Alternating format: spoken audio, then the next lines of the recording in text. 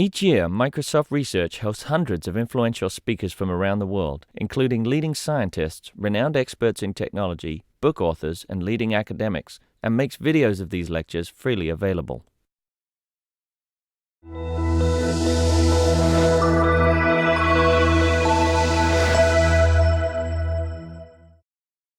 All right, everyone. Thank you so much for coming. It is my great pleasure to introduce today Charlie J. Anders, who is introducing her very first book, All the Birds in the Sky, as part of the Microsoft Research Visiting Speaker Series.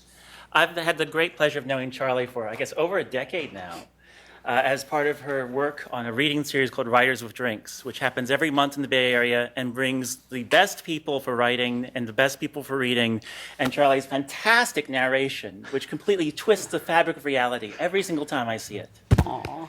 This series, your narration, is so good that everyone should buy a plane ticket today, right now, to go to the Makeout Room on February 13th. And if you can't make it, you should hire someone to go to it and Skype you in. I have. So Charlie is here today to tell us about what she's learned combining fantasy and fiction. Charlie is also the recipient of numerous awards, most notably the 2012 Hugo Award for her novelette 6 Months, 3 Days, which has been optioned as a possible series by NBC. And this is just a fantastic opportunity to hear from an emerging master of this craft. I'm so happy to be here, Charlie. Thank you. Yay, thank you. Thank you so much. I'm so glad that you could make it, Dave. It's so great to see you, and it's so great to see all of you guys. This is such a great event. I'm really so thrilled and honored to be here. And so basically, the title of my talk is How to Avoid Creating a Genre Mashup at All Costs. Because I just did a genre mashup called All the Birds in the Sky, and so I'm like here to tell you why genre mashups are terrible. You should never do them. They're awful. Just avoid at all costs. So, you know, basically, why do I think that? Okay, so backing up a little bit, genre mashups are basically everywhere in pop culture right now. You know, you have Adventure Time, which is post-apocalyptic fairy tale with aliens and robots and wizards and, you know, candy people and just all sorts of other stuff. And it's like every genre smushed together.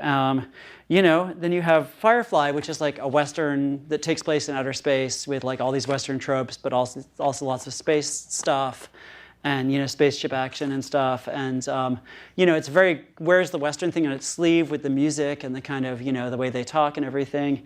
And, you know, then there's a Western in space with like samurai and wizards and fairy tales and World War II battles and, you know, a million other things all just like smushed into like one giant lump. And so, you know, and actually, if you look at it like that, genre mashups are everywhere. But sometimes what doesn't work is if you have a genre mashup that's like, you know, too kind of in your face about being a genre mashup, and that where that's kind of the point. Like, case in point. Here was something where people just could not quite wrap their minds around, you know, cowboys and aliens. It sounded really goofy. It was trying to be a really serious Western with aliens. And it, you know, it was trying to like really combine these genres in a really kind of in-your-face way. And it just, the general consensus was that it didn't quite hold water or hold whatever you want to hold in a Western, sand, I guess, I don't know. And so, you know, that can be embarrassing when a genre mashup doesn't work. And I personally, long before All the Birds in the Sky came out, I started getting kind of identified or pigeonholed as someone who does genre mashups because, for example, this story was in the magazine of fantasy and science fiction. It's called, it's called Palm Strike's Last Case, and it's a story about a superhero who decides to go help colonize another planet. He's like a dark, urban, gritty vigilante superhero who strikes fear into the hearts of criminals. And then he goes off to another planet to help them colonize. And they're having issues of food scarcity and their farms are failing, and he has to like, you know, help them out as like a agriculture expert. So it's like, you know, your standard superhero agriculture expert story, you know, like you do. And so that was sort of a genre mashup. And he also fights crime on the other planet. So he keeps being a superhero too. And then, you know, I did this one, which was As Good as New, which was basically takes place in a post-apocalyptic world where the human race has been pretty much wiped out, but then the main character finds a genie in a bottle, which I thought was just logic. I mean, if you think about it, you know, if a genie's in a bottle, the bottle's going to be probably indestructible. Like nothing will damage that bottle no matter what, even the apocalypse. And if it's hidden somewhere, its hiding place is going to be reduced to rubble by whatever causes the apocalypse. Therefore, your chances of finding a genie in the bottle actually increase massively after the apocalypse. It's just logic. I didn't even think of it as a genre mashup, but it kind of is. And so I was kind of getting, people were describing me as someone who does genre mashups, and then I was already doing this book, which is basically, you know, it's about sort of combining science fiction and fantasy. And it's basically, you know, it's about a mad scientist and a witch who meet up as children in like junior high school, and they survive the hell of junior high school together and kind of get through some really awful, hairy stuff. And then it jumps ahead, and they're adults, and they're living in San Francisco, and they're having like adventures as grown-ups, and it's very much about magic meets science, and about like, you know, some of the kind of basic stuff of fantasy and science fiction, like the kind of mystery of magic, and the kind of like, you know, the technology and science and discovery of science. And so it's about those two things coming together. But, you know, writing that book was what made me think doing a genre mashup was not a great idea. So I started out with this idea that I was just going to take all the genre tropes and just smush them together. So like there was going to be dragons. I guess this is Narnia. There was going to be dragons and elves and spell books and, you know, runes. Like for my witch character, there's going to be every fantasy thing I could think of. There's going to be like an evil wizard who's going to be basically Voldemort, kind of. There was going to be all this stuff. There was going to be gnomes and goblins and just every fantasy thing, all just kind of popping up all over the place, and like kind of playing with all the expectations of the genre. And you know, you have your science fiction character, you've got giant robots, you've got aliens, you've got monsters, dinosaurs, you know, spaceships, everything you can possibly think of, just like every wacky sci-fi trope, all kind of popping up, and all of the kind of sci-fi expectations all kind of manifesting themselves. But okay, so there are a few problems with doing that, with like having, you know, with just putting all the tropes together. One of the problems you run into is that things start to kind of blur together. Like you put an elf and an alien next to each other, unless you're really careful. The elf is kind of an alien, kind of like, this is Kes from Star Trek Voyager. She's an elf, she's an alien. She's both, you know, kind of. I don't know. So like and you know, elves are kind of aliens, dragons are kind of dinosaurs, like a little bit. Like unless you're really careful to differentiate them and explain and really get into why they're not the same thing. You know, functionally, they're often the same thing in genre fiction. They fulfill the same function. They have a lot of the same attributes. Dragons can sometimes talk, and I guess dinosaurs occasionally can talk too, but we won't get into that. But you know, so once you just start blowing things out and just throwing in all the tropes, it just becomes like, it doesn't have lots of sparkly contrasts. It actually becomes just like mush. It just kind of doesn't differentiate at all. Plus it turns into, sorry, that's kind of blurry. This is Hardware Wars. I should have gotten a picture of Spaceballs, because there's probably more high-res pictures of Spaceballs. But this is Hardware Wars, which is a Star Wars spoof.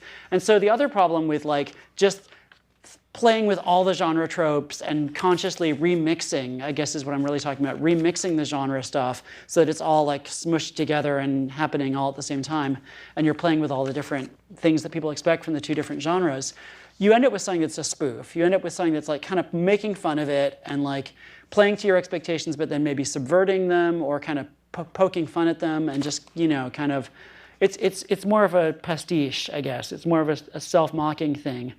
And you know, with my novel, originally I had thought of it as being sort of like mad scientist versus witch. And again, I apologize. I made these slides late at night, and like I suck at making slides, so I apologize for the ugly slides. But mad scientist versus witch, and they were going to be like enemies or something. They were going to be rivals. Maybe they both want something and that only one of them can have, and so they're just like constantly fighting each other and one-upping each other. Like, you know, the witch casts a spell and the mad scientist fires a ray gun, and they're like having a duel on like a flying carpet and like a flying car. I don't know. Just, or like a rocket car, I don't know. Just like have like them be like rivals and have it just be like a zany, like that was my original idea, was that they were going to be rivals and it was going to be them kind of at odds, kind of trying to like defeat each other. And that was a cute idea, and it was like, could be really funny, and you could get in a lot of like zany ideas. But, I got more interested in the characters of my mad scientist and my witch and developing their relationship and what it is that brings them together rather than like just having them in conflict the entire time. And meanwhile, I started to think about like, so you have these characters who are like a science fiction archetype and a fantasy archetype, and they're connected to huge, like massive stuff like starships and galaxies and, huge magic like traditions and like spell books and dragons and everything.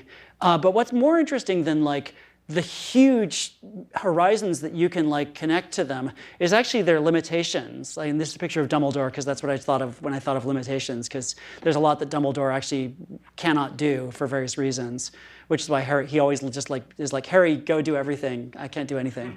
But what's more interesting is almost always the limitations. And like, what can't the witch do? What can't the mad scientist do? What are they unable to access? What's not available to them? Is much more interesting than just like, they can have everything. Like, that's just boring after a while. And like, it's much more interesting to explore like, what can the witch not do that the mad scientist maybe can? Or vice versa. Or, what can neither of them do? Or what can they both do in different ways, but neither of them can quite do it the way they want to be able to do it?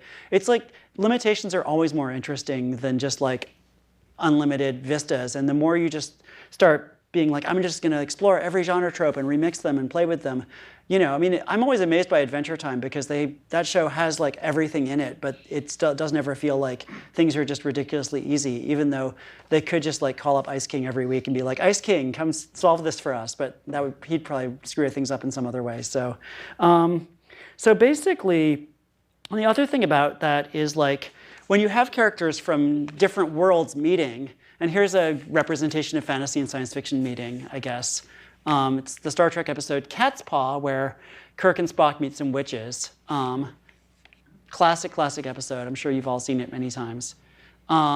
Anyway, so when you have characters meeting from different worlds who represent like different, viewpoints or different ideas, what's interesting is seeing their different ideas about the world and their different opinions and their different ways of looking at stuff kind of coming together and, having them actually have a dialogue or, seeing how they see the world in different ways versus just like, either they fight or whatever. And so I get interested in like, that's what kind of drew me into the relationship story originally, was like that it's actually more interesting to see them kind of like their worldviews coming together and like, I like a relationship story about people who come from different worlds or different cultures or different backgrounds or different ideologies where their kind of interaction is part of the story. And this was actually, while I was working on All the Birds in the Sky, I did this story that David mentioned when he introduced me. 6 months, 3 days is kind of another thing that got me thinking about like what's really interesting is bringing together people from different viewpoints or different, ways of seeing things. 6 months, 3 days is about about two different clairvoyants who see the future. They both see the future, but they see it differently. He sees a fixed, unchangeable future, which anything he sees absolutely will happen, and there's no changing it. There's nothing you can do. The future is set in stone for him. She sees many possible different futures, and she can actually try to choose which one she wants to have. Like, she can be like, well, if I go over here, I know this will happen. If I go over, she can choose different possible futures. And so it's about, fate versus free will, and, predestination, and whether we can actually, influence our own future. But it's also, it's a relationship story. And part of what was like my kind of the eureka moment with me for writing that was that it was like thinking of it as more a relationship story and less a philosophical conundrum. And so, I like a relationship story where there are two radically incompatible viewpoints. And so I wrote this, and then I started thinking of All the Birds in the Sky the same way. And so it became much less about like, haha, I can take the fantasy tropes and the sci-fi tropes, and I can like subvert and remix and whatever, and much more about like, well, how are these two different ways of seeing things and two different ways of thinking about the world? And, which brings me to my next point, which is that no matter how, and this is just like a GIF that they made for me at Tor that's like a quote from the book. No matter how many different genres you're drawing from, no matter how many different ideas you're pulling into your story, it's still one story. It's not like multiple stories, you know, I mean, unless you're doing something really fancy and literary where it's like things don't intersect or whatever, but usually it's one story, one world, one central axis that everything has to revolve around, and one sort of emotional core, like, and you have to know what that is. Like, what's the core thing that you're kind of dealing with in your story? And for me, it was the relationship between those two characters. But the world, even though you have like, you know, mad science that's like totally out there in its own way, and then magic that like is just completely, you know, unreal and doesn't exist in our world, they still had to feel like they could actually still exist in the same world together and have like, you know, they could coexist in the same reality. And, you know, the thing about having an emotional core to the story, like, is super key to me. Like having the stuff that makes you cry, or the stuff that like actually gets you, you know, super emotionally invested. And here's like my, you know, standard representation for like things that make you cry, kind of. David Tennant in The Rain, or David Tennant dying, or whatever. Of course, people think David Tennant dying and they're like, yes. But, you know, sorry, because of Jessica Jones, you know. A month ago, people would, or like a couple months ago, people would have been like, oh no, David Tennant dying. And now they're like, thank God, David Tennant is dead. But, you know, whatever. Anyway, so the point is, I'm rat-holing. But so, you know, the thing that like makes you get emotionally invested in the characters, and the thing that pulls you in and makes you actually care about what's going on, because like, you know, honestly, there's two kinds of stories. Stories where you care about the characters and what's going to happen to them, and stories where you just don't. And the stories where you don't can be fun if there's enough explosions and like funny bits, but ideally you want to care about the characters and be invested in their well-being and them finding happiness together, separately, you know, working out whatever it is that they're trying to work out.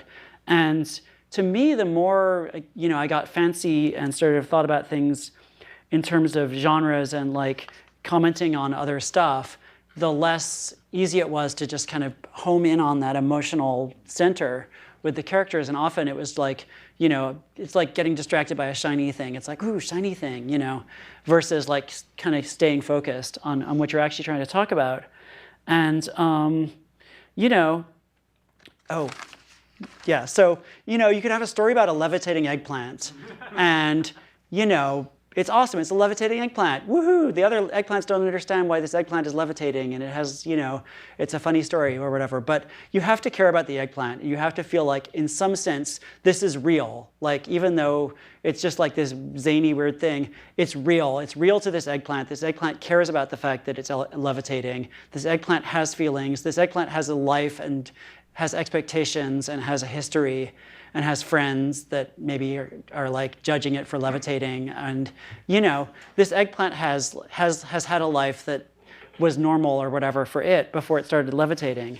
And so that's like, you know, you have to have that emotional core, and you have to have that sense that this is real. This is real for the people. This is really happening to them. They don't know they're in a story, and they don't, you know, they're not just funnily commenting on everything that's happening. So, you know, when you think about like a genre mashup, you think about like, your standard image is like the Hollywood executive person being like, oh, it's great. It's like X meets Y. It's like Alien meets the Smurfs. It's Eternal Sunshine of the Spotless Terminator. It's like, you know, it's just like Cowboys and Aliens is the perfect example. It's like, we just take these two things and smush them together, and it's awesome. And we're going to make it work somehow. And like, you know, if it can feel really calculated if you don't find a way to invest in the reality of what you're dealing with, it can just feel calculated and like you're just like trying to find two successful things and just smush them together, and then you've got an even more successful thing because it's twice as successful because you have to, anyway. And so, you know, that's why I'm like, don't do a genre mashup. Instead, and here's Sherlock Holmes versus Dracula, which I just love that exists. Don't do a genre mashup. Instead, find a way to like pull from different genres and make one story that pulls from whatever stuff you need from the genres you're pulling from, if it makes sense for the story you're telling. And that's sort of a, you know, it's sort of a semantic distinction, but to me it's super meaningful. Like, it's a super meaningful distinction because it's like, you know, you don't start with your starting point as like, I'm just gonna like smush these things together and that's gonna be like the point. The point is the story. And the point is like finding a story about characters, and then, you know, what's interesting about like getting things from different genres. Because I mean, I think we all like, like to pull from different genres, and like Star Wars is like the perfect example of that. And so that sounds easy, but it's tricky in practice to just pull out of genres and then, you know, use them in your story for whatever you want. Part of why genres are so successful is because they come with expectations. You kind of know what to expect. If you go see a spy action movie, there's going to be a fight on a plane. Like, they're going to possibly on the outside of a plane, possibly on the inside of a plane, but they will fight on a plane in midair at some point during the movie. There will probably be a ticking time bomb at some point in the movie. If you go see a Star Trek movie, the Enterprise will crash into a planet at some point during the movie. You know, that's just a guarantee. That's like the Star Trek guarantee. We will crash the Enterprise in every movie. But, you know, so you have to like, so you either have to fulfill those expectations in a meaningful way, or you have to consciously like not just get sucked into doing what everybody expects. And, you know, and part of why we want to break up and remix and combine genres is to play with expectations and to subvert them. And this is a picture of The Invisibles by this comic by, written by Grant Morrison and drawn by a bunch of amazing artists. I think that's Brian Boland art. And The Invisibles is like this incredible comic that, you know, is just like every genre, but it's just unpredictable and completely all over the place and fascinating. And so, you know, at this point, it's worth pointing out that like superheroes basically are like the most successful example in the universe of just pulling every genre ever and just smushing them all together, and often turning it into something that would be unrecognizable to people who were fans of a particular genre. Like, you know, if you think how many genres there are in this one picture. There's like Norse mythology, there's Greek mythology, there's aliens, there's nuclear mutations, there's westerns, there's, you know, dark, gritty urban vigilantes from like the 1920s. There's every possible genre you can think of in this one picture. And yet none of these feel like representatives of any genre other than superheroes. They're just, oh, it's superheroes, you know? So that's kind of the gold standard in a way for just like stripping away all of the original stuff from a genre and just like being like bloop, kind of, in a sense. And, you know, when it works, superheroes are amazing. And, you know, the other thing is that in addition to the emotional core and having like a feeling of, oh, this is real and I'm connecting to it and I care about it, we need playfulness. And I chose the Moomins for playfulness just because I love the Moomins. We need playfulness. We need, you know, a sense of like, I'm having fun with this. I'm creating stuff and I'm having a good time, and it's like unpredictable. Like that's what I said about The Invisibles. Unpredictability is like really important to me, and like a feeling of like, you know, we're not just following this path that we've been led down or whatever. So I'm a big fan of intentionality, and here's another GIF that they made of a quote from my book. And this one's a sticker too, so if you want stickers, I've got stickers. So intentionality, like people will tell you that the author cannot understand the meaning of their own work, and that authors just should shut up and not even try to understand their own work. And I hate those people. Those people suck. Authors absolutely can understand the meaning of their own work. They can't necessarily know what it's going to mean to everybody else, but they can know what it means to them, and they can know what they wanted it to mean. And I think that actually authors have kind of a responsibility to know what they think they're saying, or to know what their work means to them before they put it out in the world. And like, there's this whole postmodern thing of like, oh no, don't try to understand what you're writing, just whatever. And like, I think that it's actually really important to ask, why am I writing this? What does this mean to me? And it's even more important to do that when you are pulling different genre elements together and being like, I'm just throwing in all this different stuff. Why are you using those elements? What do they mean to you? What do they represent in your story and in your own mind? And, you know, what are they about? What's the point of them? And, you know, why do you feel the need to have them? And I'm not sure what, this is Fantasia. I'm not sure what this was supposed to represent. I think this is the part of like, what do they mean to you? And so, you know, instead of adding every trope think about what you absolutely have to have for your story. Like, don't just be like, I'm having fantasy stuff, so I'm going to throw in elves and gnomes and dragons and blah, blah, blah. You know, this was a picture from V.E. Schwab's amazing, amazing Darker Shade of Magic series, which I've only read the first book. This is the cover of the second book, which I haven't read yet, but I hear it's also great. And her book just came to mind as one that, like, she's very, very careful about picking just a few magic things that she absolutely needs to have in her story. And there's, like, basically a nearly extinct race of like magical people who can travel to different alternate universes. And it's just like, it's such a beautiful story because she's so surgical about picking just the right elements. And, you know, so think about what you actually need to have. You don't need an ancient curse. You don't need an evil castle necessarily. And then once you've figured out the stuff that is like your must-have. Like, my novel had aliens in it for a while, like actually until pretty late in the process, and I had to kill my aliens. Like, I had to take them out back and shoot them. And I'm still sad about it. They were great, but it was just one thing too many. So once you figure out what you absolutely need to have from different genres or from the genres you're playing with, then you have to kind of backfill. And here's a map of fillery from The Magicians, which is a great example of a fantasy series, the Lev Grossman's The Magicians, where he has such a great sense of history and such a great sense of everything having like a lot of backstory and weight to it. So, okay, you've got magicians, or you've got, you know, witches who can use magic. What do you absolutely have to have? You don't have to have like spell books or wands or whatever. You do have to have a world where people have known about magic for a certain amount of time. And how has that affected the world? You have to have some sense of how they use magic, how they have used magic in the past, what the rules are, maybe what the history of magic is. You know, what are the things that everything has to be connected to something. And then ideally, it's at the end, it's all connected to the real world. So if there's a gap between your thing and the real world, or if there's just like a painted backdrop and people are standing around talking in front of it, then you've got to fill that in. And you know, it has to feel lived in. It has to feel like this is a place where people could actually live. And so, in fact, in case in point, in my novel, my witch goes off to magical high school, and I was like, okay, it can't just be freaking Hogwarts, right? Can't just like take Hogwarts and like paint over it with like pig feet or whatever. I don't know, or you know. So I spent hours and hours and hours thinking about like, okay, what's my magical high school like? How, you know, not just how is it different from Hogwarts, because that's kind of a dead end too, but like what makes sense for it to be like, you know, and how does the way that this school is organized connect to all the other stuff I'm coming up with about how magic has worked in my world, and like giving it a history that actually was logical in the world and that, you know, felt built out from reality was something that I basically sweated bullets over, and, you know, fingers crossed, but at least I can say with confidence that it's not Hogwarts or Break Bills or whatever. It's not any of those things. It's its own thing.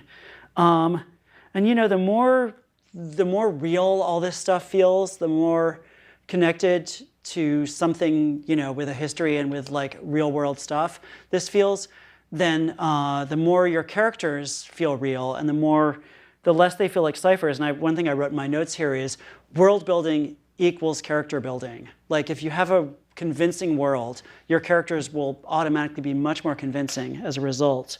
So, and then, you know, I was talking about my witch character. For my mad scientist character, you know, originally I was like, oh, he's a mad scientist, you know, goggles, giant white lab coat, you know, ray gun, blah, blah, blah. He can have a lair with like things that go bzzzt or whatever, and like, you know, a giant lever and all that, whatever. And like, you know, I was like, no, I mean, okay, you're a super genius science geek in 2016, or actually it's, by the time he's a grown-up, it's like some years into the future, it's the 2020s.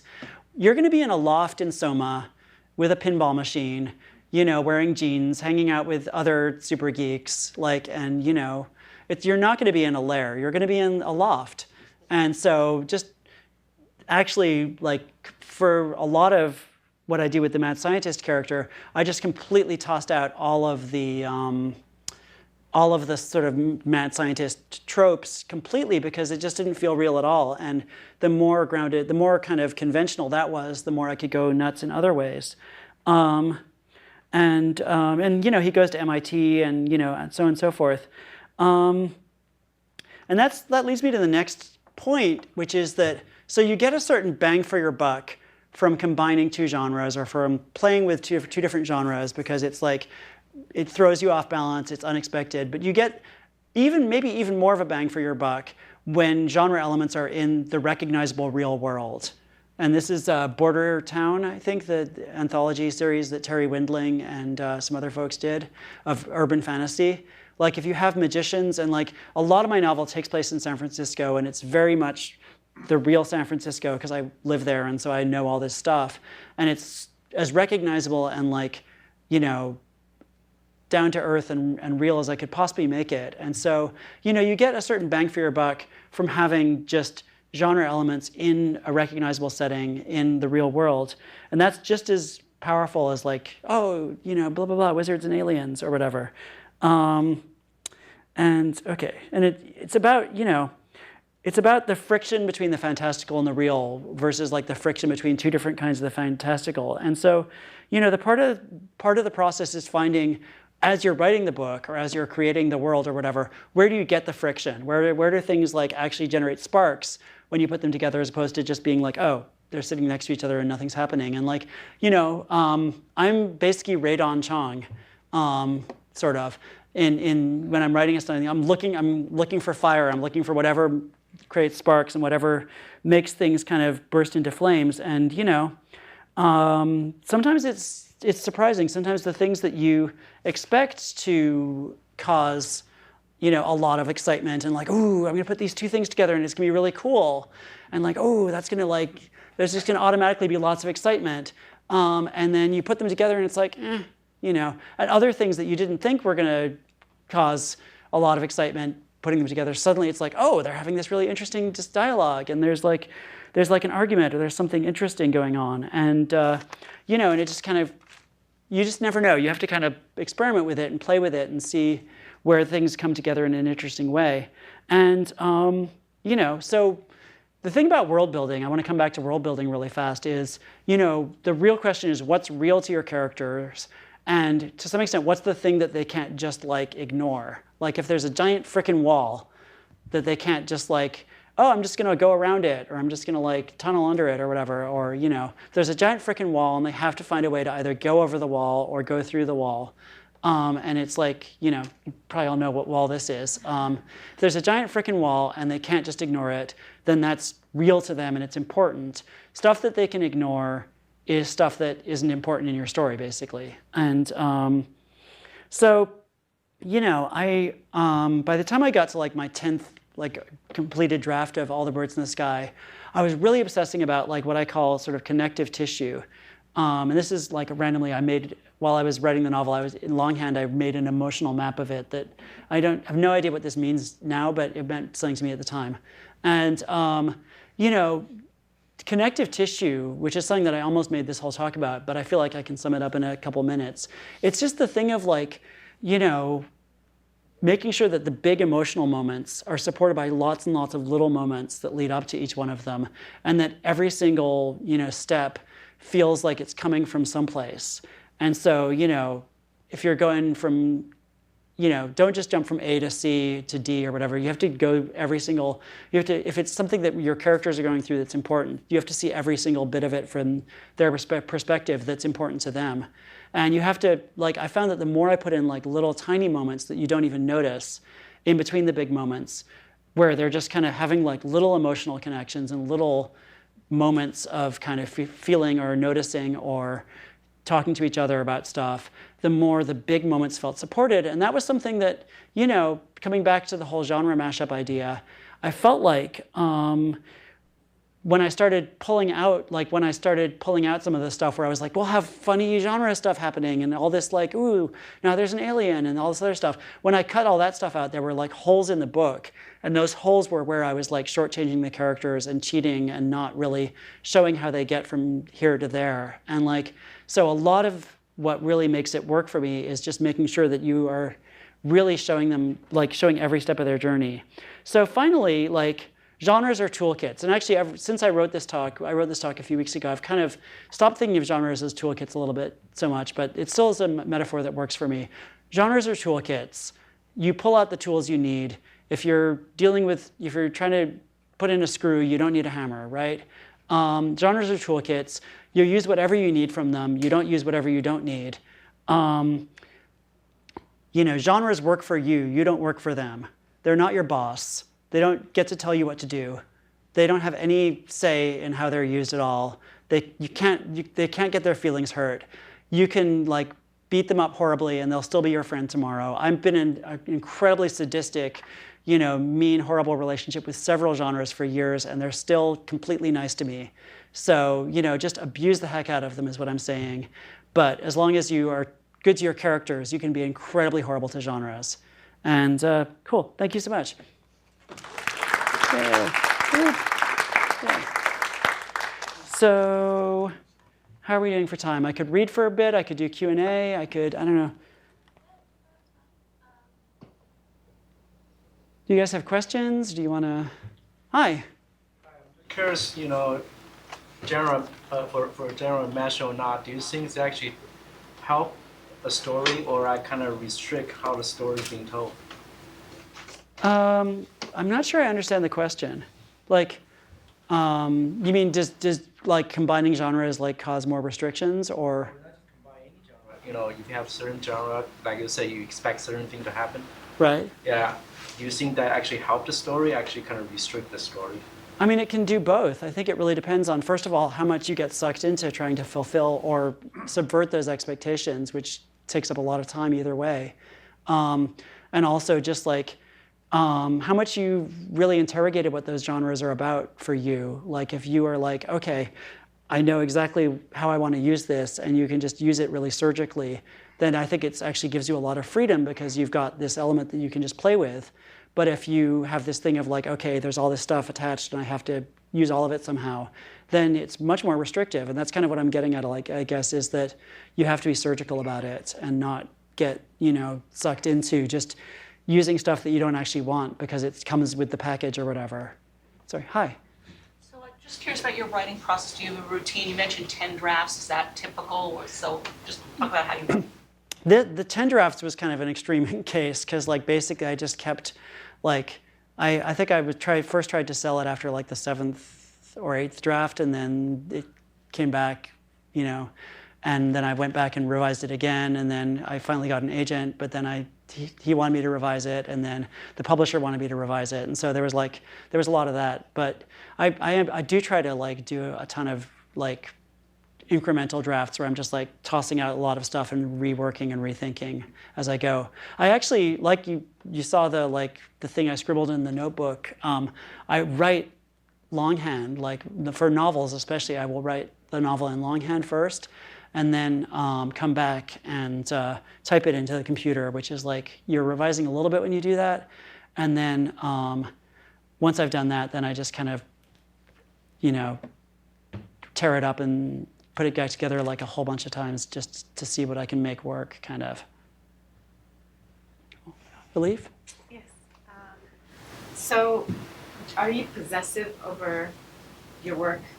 I haven't read 6 Months, 3 Days or this one, but yeah. Hearing that there's going to be a show around it, how are you feeling? Are you feeling nervous that they're going to change it? Are you feeling nervous that... Oh, man. I mean, with the 6 Months, 3 Days TV show, and I don't even know how much I'm allowed to say about that at this point, but with the TV show, I mean, it was a thing where they were really awesome, smart people, and Kristen Ritter, who just starred in Jessica Jones, was one of the producers and was going into meetings with these Hollywood people, acting out the female main character for my story and the pitch meetings, which I wish I could see, but I just heard about it afterwards. Anyway, so, that was super exciting.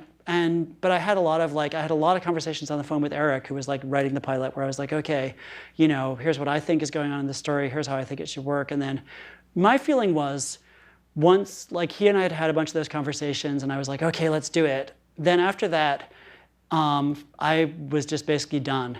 And I was you can call me and ask me a question anytime you want. I'm never going to bug you again. Because A, it's my sanity is super important to me, and like trying to micromanage what people are doing hundreds of miles away when like they know their job better than I do.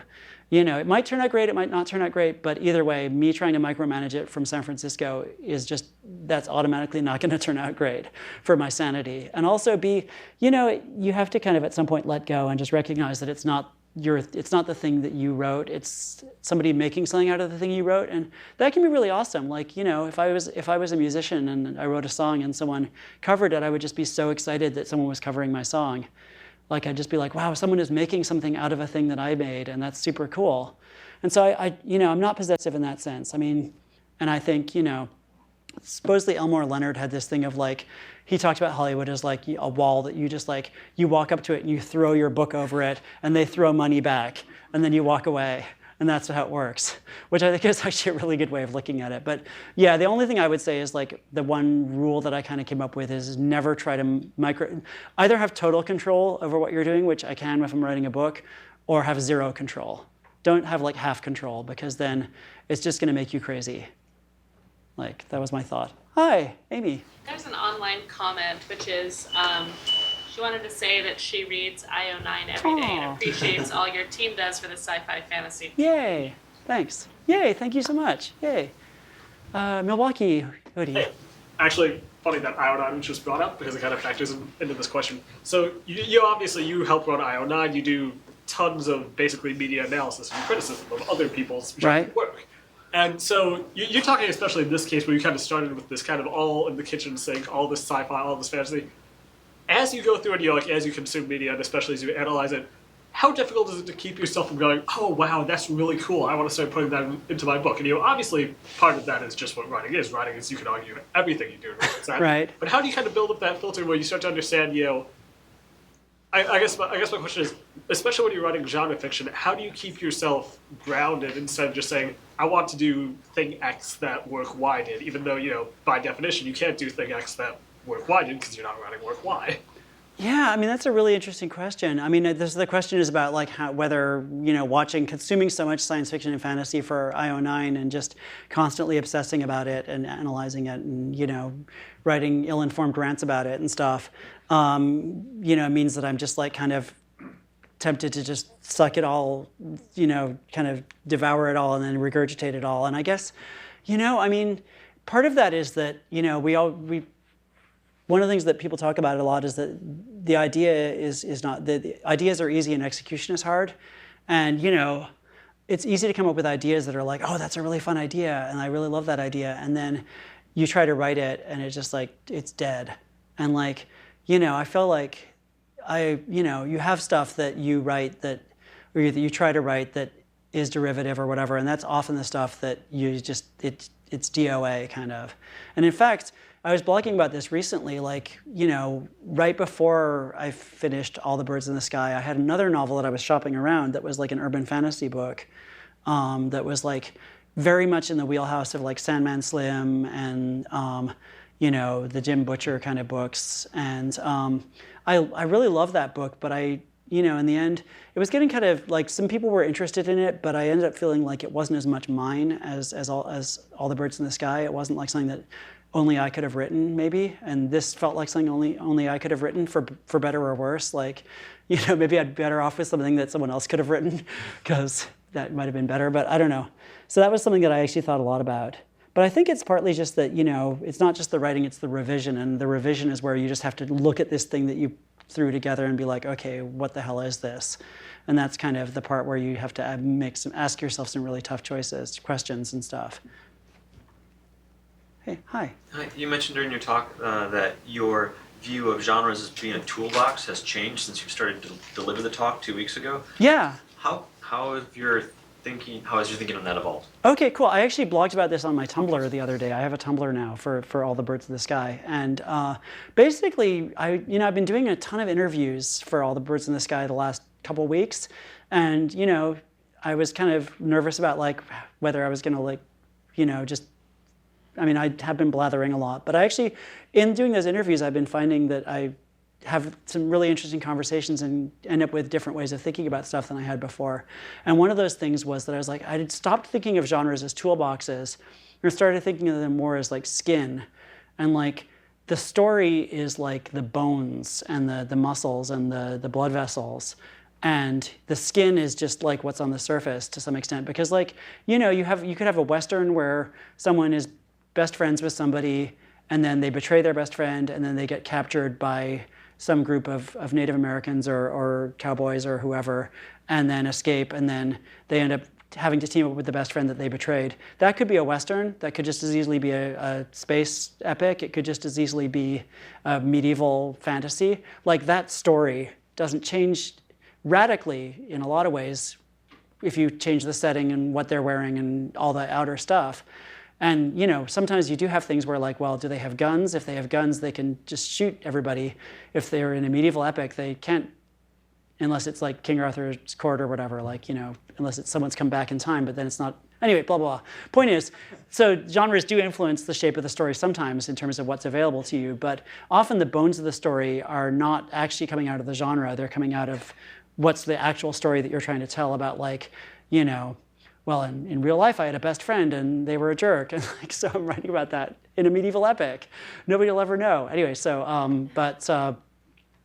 you know, so yeah, so I started thinking about it less as toolkit because I don't actually think that you approach writing a story that way and go like, oh, well, I have a story, but I need a lug wrench and I need a blah, blah. I started being like, no, it's more like you have the story that you're trying to tell, which is like the skeleton. And then, you know, the outer layer is kind of the thing that shapes how it looks and how it feels, but it's not the bones, kind of. Okay. Hi, Amy again, hi. So there was something in your bio about being the basis of a couple of characters in Armstead book, as well as is it Star Trek? I would love to know more about that. Oh yeah, I mean, I don't know. I hope I'm not getting anybody into trouble by putting that in my bio. But yeah, I mean, Armstead Maupin came and read at Writers with Drinks, my series in San Francisco, and you know, I guess he really liked it or something because a year or two later he put out one of his Tales of the City books, and he was like, and then you know, one of his characters was like, well, I wanted to go see Anna Madrigal, but I had to rush over to see my friend Charlie's Writers with Drinks show, and I was like, wow, so now I'm officially friends with the characters in this book, and like, you know, that's kind of cool. And then one of the super amazingly nice Star Trek authors, David Mack, did a thing a few years ago where Lieutenant Anders and Lieutenant Newitz were helping Ensign Cyriac Lamar, who was writing for IO9 at the time, to analyze some spectrographic whatevers. And so I was like, so I'm a lieutenant on a starship as well. So I was like, yay, achievement unlocked. Yay. Well, Charlie, thank you so much. Yay, it's so much fun. Thank you for having me.